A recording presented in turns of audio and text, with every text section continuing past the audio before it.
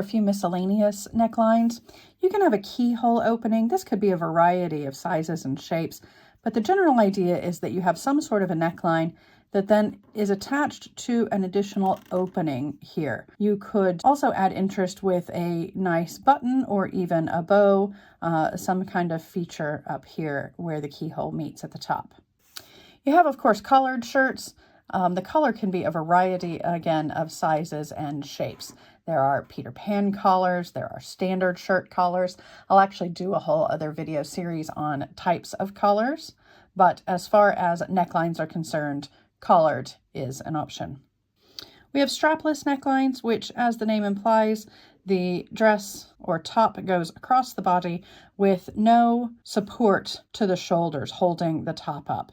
So what this means is this bodice is going to need to be quite fitted, potentially even will need boning or some other structural support, especially if the fabric is not a stiff fabric in and of itself. If you take a strapless top and you add thin straps that just go up and over the shoulder, you have what's called a spaghetti strap top. This will now not need the same amount of support that a strapless would because it can be held on by these straps. So this bodice can be looser, not as rigid, and a little easier to keep on. We can have a square neckline, which, as its name implies, is square shape. Again, variety of sizes that this could be, but the key detail obviously being that it is squared off at the corners. Sweetheart necklines get their name from being heart-shaped along the top. This particular style tends to be very flattering, especially for smaller-chested women, as it emphasizes the shape of the bust, even if you don't have a lot of volume in that area.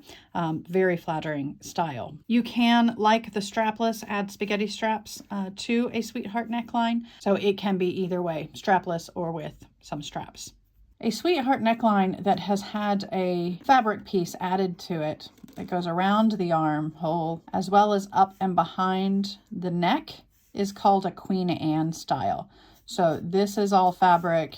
You have your fabric here, of course, and here.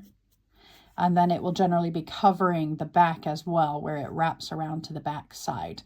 That's called a Queen Anne style. I hope that helps.